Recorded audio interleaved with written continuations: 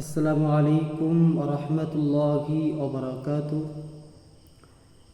শুকরিয়া সে রব্বুল আলামিনের প্রতি, যিনি আমাদের মতো গুনাহগার বান্দাদিগকে আল্লাহ সুস্থ সবল রেখেছেন।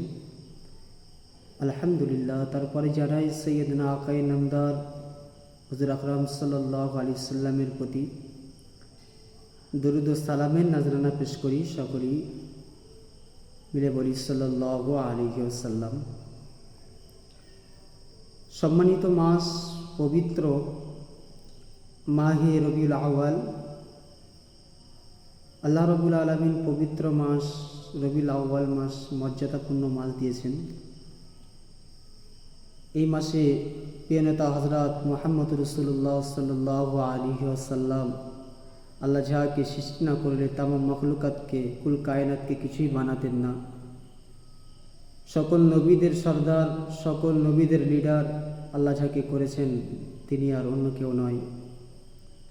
আনা খাতামান নবীউ, আল্লাহ পাক যাকে শেষ নবীর দরজা লাকাব দান করেছেন, তামাম নবীদের চাইতে মর্যাদাবান করেছেন। শ্রেষ্ঠ নবী হযরত মুহাম্মদ রাসূলুল্লাহ সাল্লাল্লাহু আলাইহি সাল্লাম, তারই আগমন মাস রবিউল আউয়াল মাস তিনি পৃথিবীতে এসেছিলেন। তখন সমাজটা ছিল জাহিলি যুগ, অন্ধকার সমাজ, যেখানে ব্যভিচারী, জেনা কাজ বেশি চলত। এমন একটা সময় হযরত মুহাম্মদ সাল্লাল্লাহু আলাইহি সাল্লাম তিনি পৃথিবীতে আগমন করেন। এই আগমন করার পরেই রাসূলুল্লাহ সাল্লাল্লাহু আলাইহি সাল্লাম আস্তে আস্তে দ্বীনের প্রচার, ইসলামের কাজ শুরু করেন।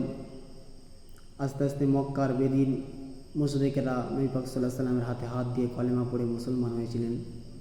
এই সেই মাস মুহাম্মদ সাল্লাল্লাহু আলাইহি সাল্লামের আগমন মাস। আবার এই মাসে তিনি চিরবিদায়ের মতো আড়াল হয়ে গিয়েছিলেন আমাদের ছেড়ে। মদিনাতুল মুনাওয়ারায় তিনি আরাম ফরমাচ্ছেন। তাই পবিত্র রবিউল আউয়াল মাসে আমাদের করণীয় কাজ মানুষকে সহযোগিতা করা, দান সাদকা খয়রাত করা, নবী পাক সাল্লাল্লাহু আলাইহি সাল্লামের প্রতি দরুদ শরীফ, জিকির আজকার, কোরআন, তাসবিহ, তাহলিমা পাঠ করা আমাদের উচিত। তাই আমরা সকলেই এই রবিউল আউয়াল মাসে আমরা সকলে কোরআন তেলাওয়াত, তাসবিহ, তাহলিমা, নফল ইবাদত দিয়ে আমরা এই মাসটাকে পার করব।